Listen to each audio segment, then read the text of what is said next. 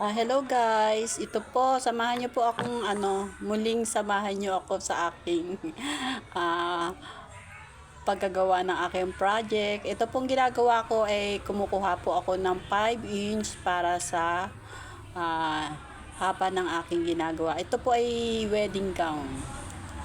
Yes po, ayan, nagle-layout po ako. Kukuha po tayo ng 5 inch dyan. So, ayan po, sinusukat-sukat na natin.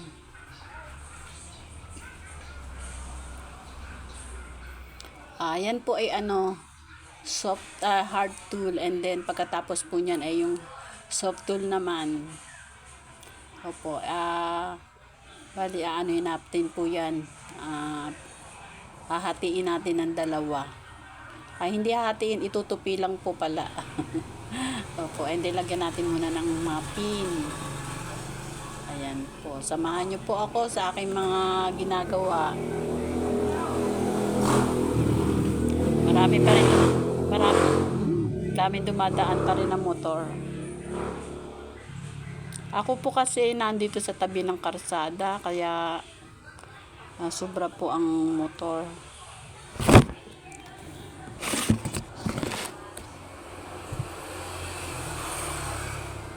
Ayan po, lagyan po natin ng pin para hindi siya gumalaw-galaw.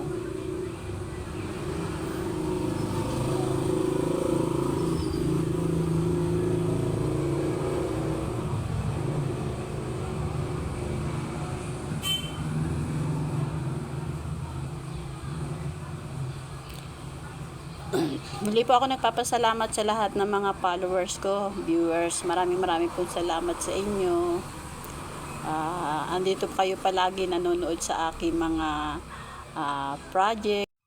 Kung di nyo po ako pinapanood, naku, tinamad na ako mag-download. Kaya po ako nagpapasalamat. 14K na po tayo. Dumadami na po yung ating pamilya. Marami po salamat. Ayan po. Binabalisuso po natin at yan na po yung kukuhanan natin ng haba ng skirt. Opo.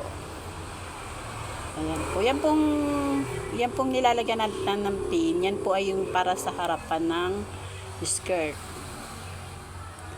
Ayan. Then kukuhanin na natin po yung sukat niya.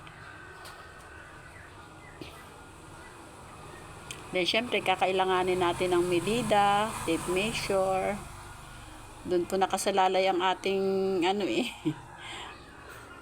kakambal ng ating ang tape measure at ang mga sukat. Ayos-ayos po muna natin yan.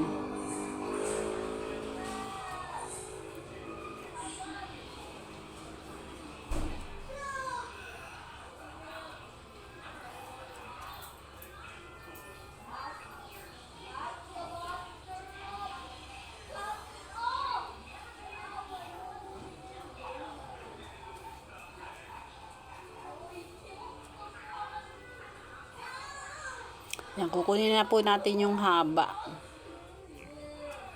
Bali, ang magiging haba natin po ay 48. Ayan po, kukunin po natin yung pinaka, waist ba? Sa waist po yan. Pinakaluag ng kanyang baywang. May sharing po yan na konti. And then yan naman po yung haba niya. Bali 41 po. 58 po kasi ang pinaka niya Kasi dumadaan na sa sakyan kaya hindi na po ako makakapag kwento. Gagawa na lang po tayo ng medyo konting music kasi napaka-ingay po ng kapaligiran. Ganito po kasi sa Saturday maraming dumadaan, tapos maraming maingay. So, thank you po sa lahat ng mga followers ko at sa aking mga viewers. Marami po salamat. Tuloy nyo lang po yung panonood nyo at medyo hindi na po ako maglalagay ng at napakaiingay. Marami po sasakyan.